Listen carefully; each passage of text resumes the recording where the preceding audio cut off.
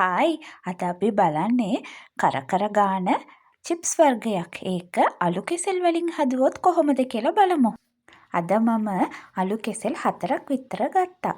ඒක හොඳටම පොතු ටික අයින් කරලා ගන්නවා. ඊට පස්සේ අලු කෙසෙල් ඔක්කොම පොඩි ස්ලයිසස් විදිහට කපා ගන්නවා. ඔයාලට පිහියෙන් කපා ගන්නත් පුළුවන්. නැත්නම් ස්ලයිසර් එකක් තියෙනවා නම් ඒකෙත් කපා ගන්න පුළුවන්. අද නම් මම පිහියෙන් පොඩියට කපා ගත්තා. බලන්න කොච්චර පොඩියට ලස්සනට කපලා තියෙනවද කියලා. ඒ ටික ඔක්කොම කපාගෙන අපි ඩිෂ් එකකට දාගන්නවා. ඊට පස්සේ ඒ අලු කෙසෙල් ස්ලයිසස් වලට අපි අවශ්‍ය ප්‍රමාණයට ලුණු දානවා. මම නම් අද ලුණු තේ හැඳි භාගයක් තමයි දාන්නේ. ඊට පස්සේ කහ කුඩු ටිකක් දාලා ඒ ටික හොඳටම කලවම් කරනවා.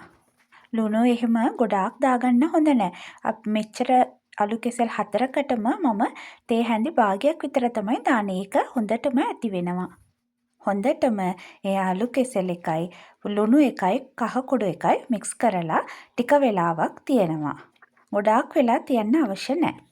ඊට පස්සේ තාච්චියක් ලිපේ තියලා අපි ෆ්‍රයි කරගන්න තෙල් ටිකක් දාලා රත් කරගන්නවා. ඊට පස්සේ මේ විදිහට අලු කෙසෙල් ස්ලයිසස් ටික දාලා අපි හොඳටම ඩීප් ෆ්‍රයි කරගන්නවා. අලු කෙසෙල් එක මේ තාච්චියට දාලා එහාට මෙහාට එහෙම යන්න බෑ.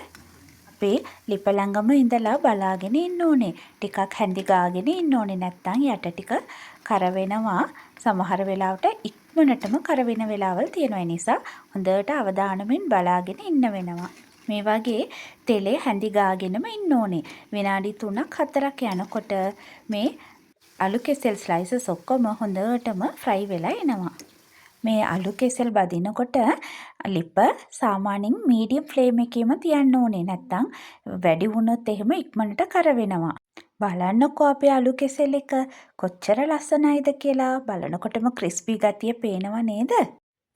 ඒ වගේම රසම රස මේ ස්නැක් එක ඔයාලත් හදලා බලලා කාලා බලලා ඔයාලගේ එක්ස්පීරියන්ස් මාත් එක්ක ෂෙයා කරගන්න. Thank you.